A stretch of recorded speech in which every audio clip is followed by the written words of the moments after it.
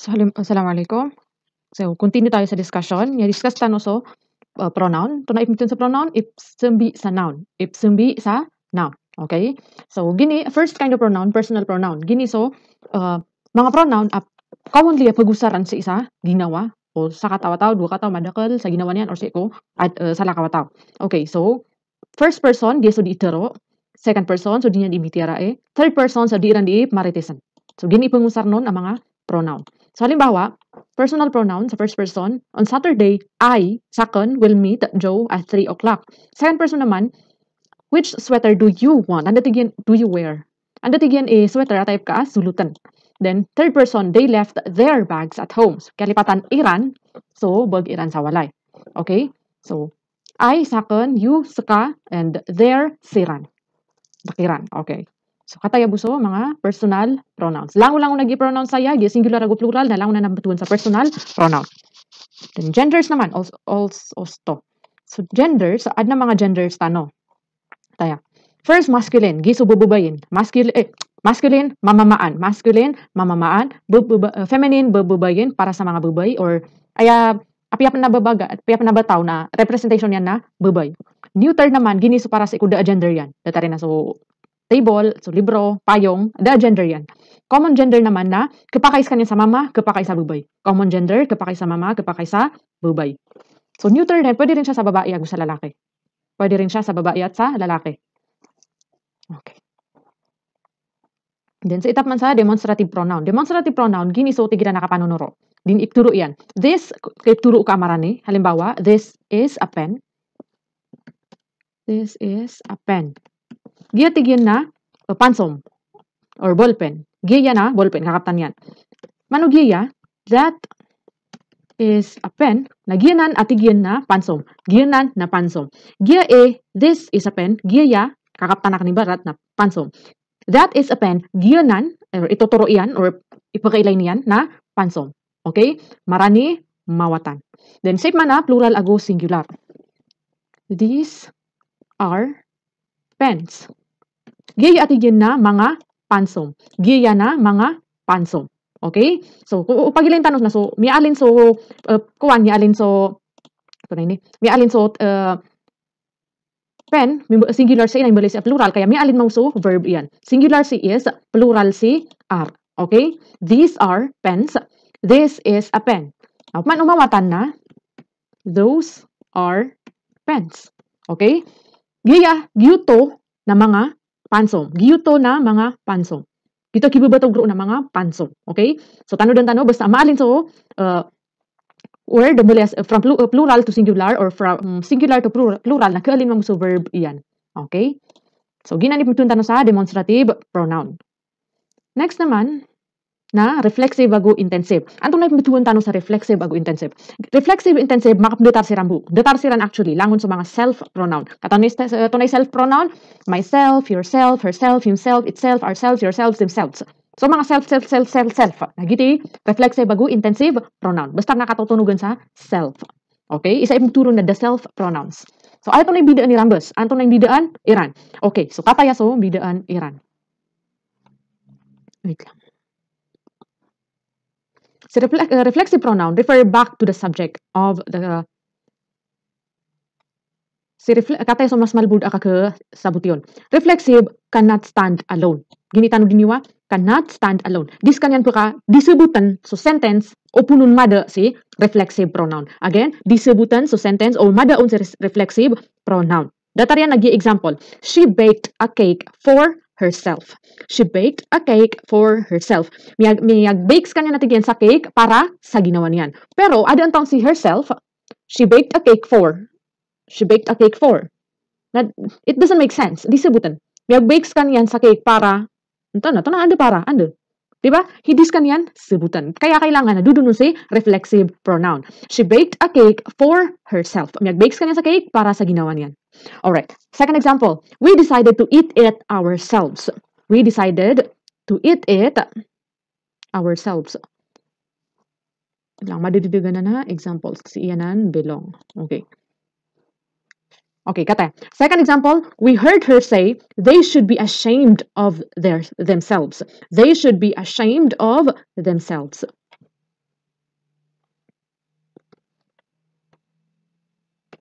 Okay. So, miyan gami siran apituro iran na dapat maikaya iran ang ginawa iran or maya siran sa ginawa iran. So, kung tatanggalin natin to, daan tanong na, they should be ashamed of, to na, dapat na maya siran sa, anto na ikaya iran. Or dapat ay kaya iran. So, di ba kailangan nun si themselves. So, gito mutunta no sa reflexive pronoun. Kailangan na dudunun si reflexive kasi na umadoon sa kanya na di kasabutan so sentence. So, halimbawa, ito.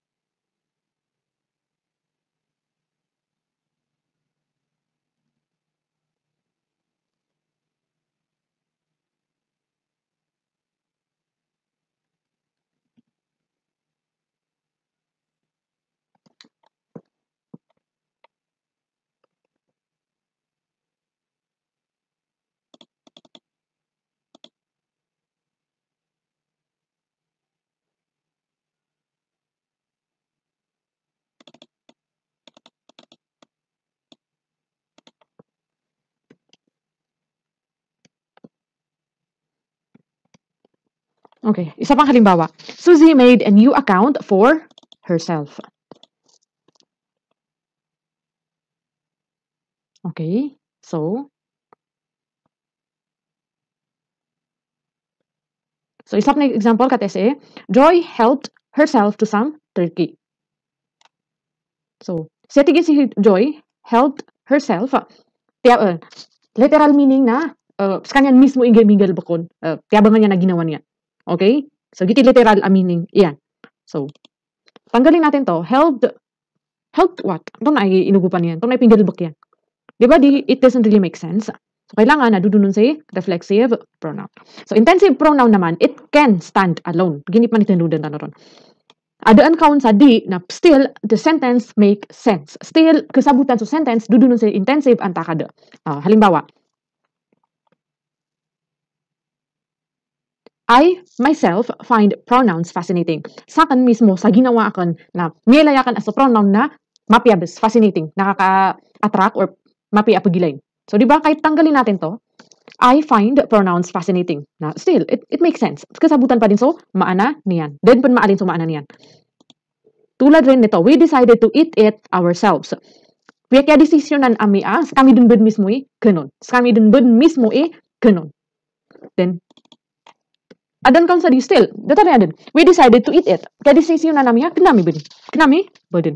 So, dudun sa intensive sada, still, the sentence makes sense. They themselves think everyone should know about pronouns. So, siran mismo sa ginawairan na miyapikiriran na umani isa na mapiya katokawan yan so pronoun. So, adan kaun si themselves sa di na dupa ka kasabutan to sentence. They think everyone should know about pronouns.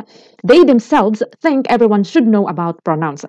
So, giniya intensive na parang pang-emphasize buya sa iko subject, di ba?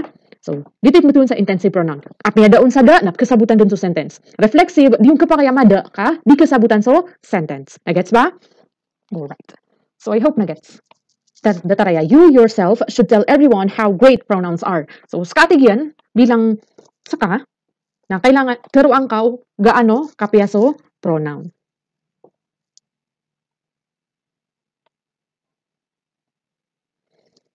Alright, so next naman, okay, so katayo, reflexive ug intensive cannot replace personal pronouns. Nabakagiya dudun sa intensive ug reflexive, nagkasambian yan mamusi personal pronoun. Dataragis I, personal pronoun, saw myself in the mirror. I saw myself in the mirror. So, reflexive ago, personal, di nga kasambian. Still, kailangan na dudun siran. Kaadaan kaun si I saw myself in the mirror, da makatana sa sentence. Okay? Nagets ba? Then, I'll do it myself. So, still, then yung kasambi si personal pronoun. Next naman, indefinite pronouns. Ato naman sige mga indefinite pronouns. Gini sa mga pronouns, damatandu or di sure o antaaso, mingle baka. Di sure o antaaso, mingle baka. Dataragi someone, antagi someone. Somebody, antasa somebody, anyone, antatawanan. Diba? Di matatandu. Gini sa mga body or mga one. Mga body or mga one. Someone, anyone, no one, everybody, somebody, anybody, and so on and so forth. So, aya singular, agi indefinite pronoun na, giniya sa langon na ya singular. Langon na singular. So, ibig sabihin, usar na kasi somebody, aya usar ka a verb na is. Gano to? Kay singular si somebody. Usar na kasi neither of us believes. Di ka pwede believe kasi na singulars kanyan. O plural na yan dito, pwede ka believe. Pero hindi, singulars kanyan. Everything happens for a reason. So, everything is singular. Okay? So, tanu-tanu lang matagos ina singular. Okay? Then, plural. Ato ni plural rin? Both, all, few, another, several, most, and many. So, langon man buhay yan na mga plural. So, both are expected at the airport at the same time. So, di ka po kagirawa both is. Kasi na both are. Ato na si maana both. Duwa, di ba? Adna pinagpipilian ni duwa timan. Pero, langon siran included. So, ibig sabihin, both are expected. Siran aduwa na expected. Kailangan na sisi sa airport. Then, several. Ato na yung maana several. Madakal. Several means madakal. Ibarat po na, o both na duwa, several na 5, then many naman na 10. Many. Okay? So, langon sila makapamaana sa madakal kaya naman. All of them are plural. Nagets ba? Alright, I hope nagets.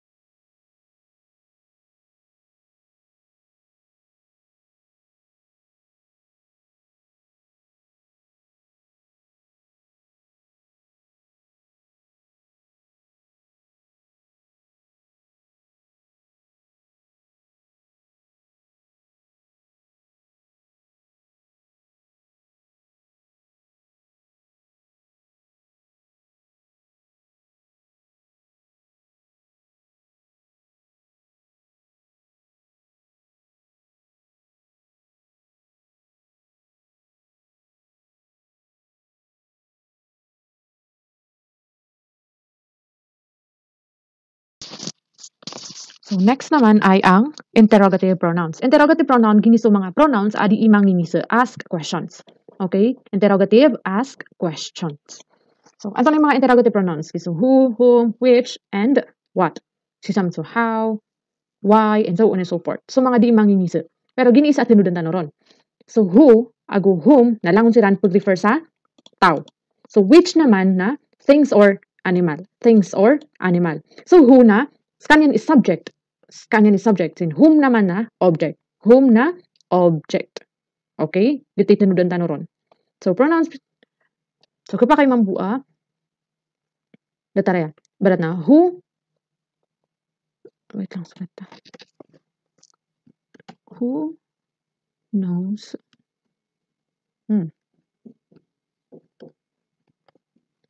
the one whom we saw yesterday? Okay, who knows the one whom we saw yesterday? So, who, subject, then, whom naman, the object. So, saan tayo matao, si iko, so gito tao, amyay layta no, yesterday. So, yun yung pinagkaiba ni who at saka si whom. Who, subject, whom naman sa objects kanya. Nagets ba? Okay. Next naman, relative pronoun. Okay, so, next na nabad na